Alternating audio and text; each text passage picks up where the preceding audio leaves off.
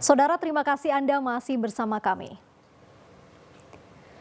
Saudara, ratusan penonton dan pembalap liar kocar-kacir melarikan diri saat petugas Satlantas Polresta Sidoarjo merazia balapan liar yang digelar di bekas jalan tol Jabon Sidoarjo.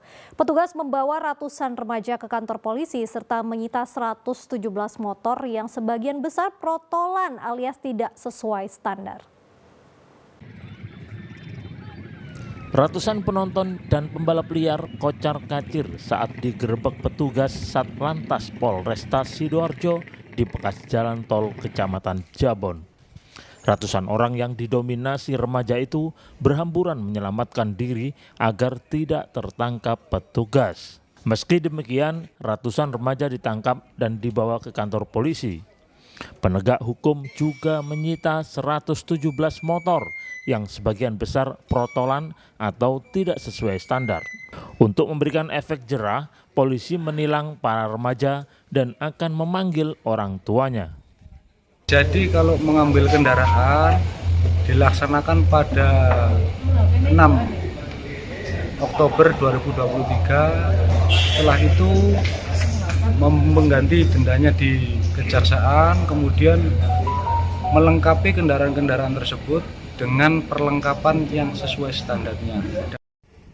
Usai didata dan diberi pembinaan, para remaja diperbolehkan pulang, namun motornya tetap di kantor polisi. Jika ingin mengambilnya, mereka harus mengembalikan kondisi motor sesuai standar sekaligus membawa surat kendaraannya. Zainul Fajar melaporkan dari Sidoarjo. Saudara, Satreskoba Polres Pelabuhan Tanjung Perak meringkus 16 pengedar narkoba dalam waktu 12 hari. Polisi menyita 35 gram lebih sabu-sabu siap edar dan ribuan pil double L.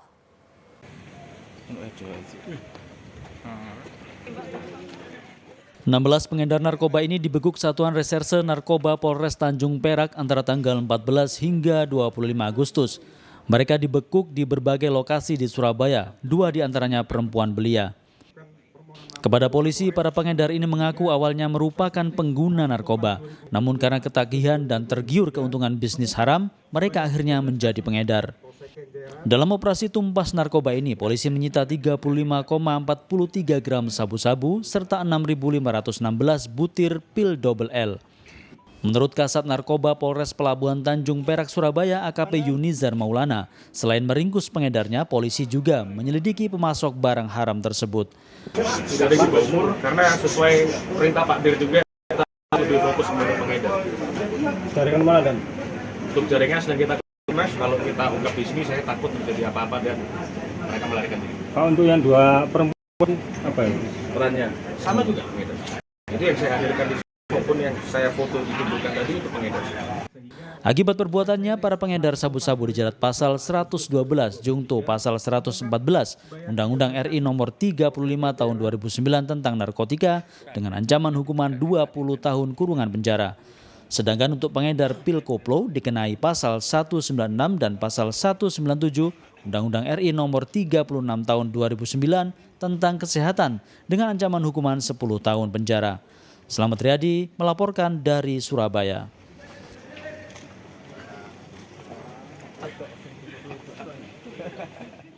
Saudara, Satreskrim Polres Mojokerto menembak kaki 1 dari 2 perampok yang tega menganiaya pemilik warung hingga kritis.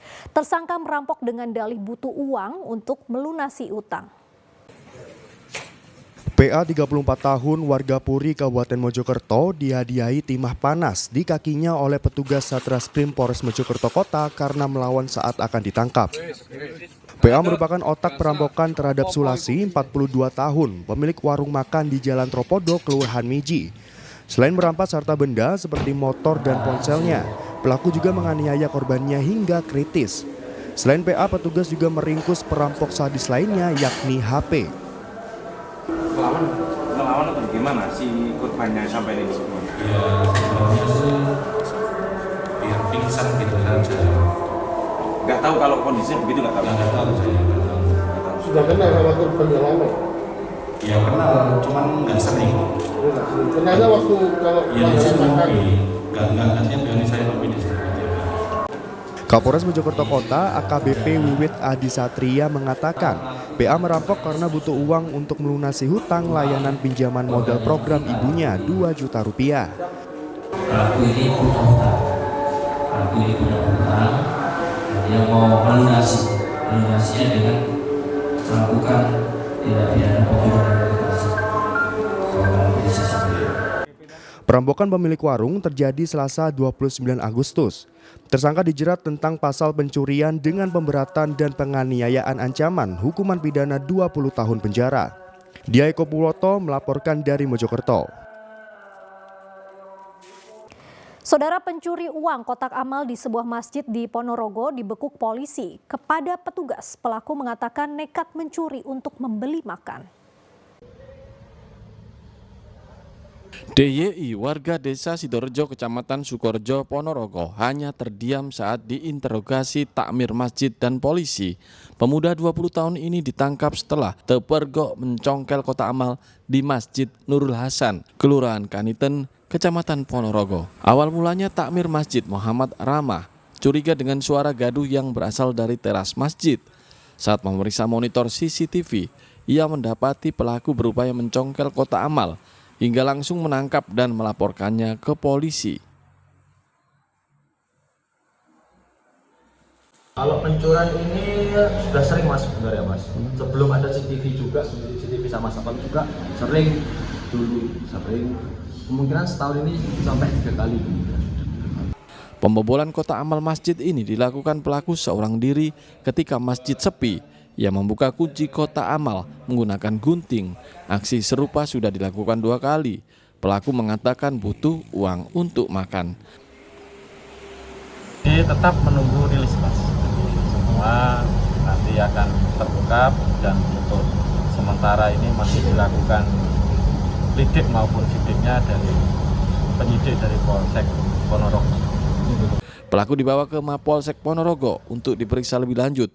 Polisi mengembangkan penyelidikan sebab kasus serupa sering terjadi di musala dan masjid di Ponorogo. Dirgo Suyono melaporkan dari Ponorogo. Kita ke informasi lain, saudara. Seorang pelajar SMK di Kabupaten Pasuruan tercebur ke sumur sedalam 20 meter di belakang sekolahnya. Diduga korban terpleset saat bercanda dengan sejumlah temannya. Proses evakuasi korban cukup alot karena kondisi sumur sempit. Petugas damkar berupaya mengangkat Iqbal dari sumur sedalam 20 meter yang berada di belakang SMK Salafiyah, Kecamatan Kejayan, Kabupaten Pasuruan. Proses evakuasi cukup alot karena harus menggunakan katrol. Selain kondisi sumur sempit, tubuh Iqbal yang sedikit besar menyulitkan petugas untuk menariknya ke atas. Salah mengambil langkah, tubuh korban akan terhempas. Namun setelah berjibaku selama 30 menit, akhirnya tubuh Iqbal dapat diselamatkan. Bahwa ada siswa yang terperosok di dalam sumur. Setelah dapat laporan, sekitar pukul 7.40 menit, kita siapkan pasukan dan peralatan. Kita meluncur. Setelah di TKP, kami lihat sumur memang dalam, kurang lebih 20 meter. Kondisi korban masih bisa berkomunikasi. Dan alhamdulillah, setelah kami persiapkan peralatan, kita evakuasi kurang lebih 30 menit, korban bisa diangkat dalam keadaan selamat.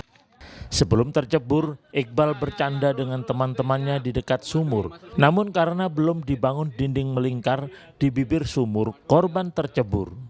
Pihak sekolah akan segera menutup sumur dan memasang garis pembatas agar kejadian serupa tak terulang lagi. Sementara kondisi Iqbal mulai membaik setelah sempat shock dengan kejadian yang menimpanya. Dandi Ari Gafur melaporkan dari Pasuruan. Saudara, warga di Jombang lakukan tradisi ujung simbol permohonan kepada Tuhan agar segera diberikan hujan. Saudara, informasi selengkapnya sesaat lagi.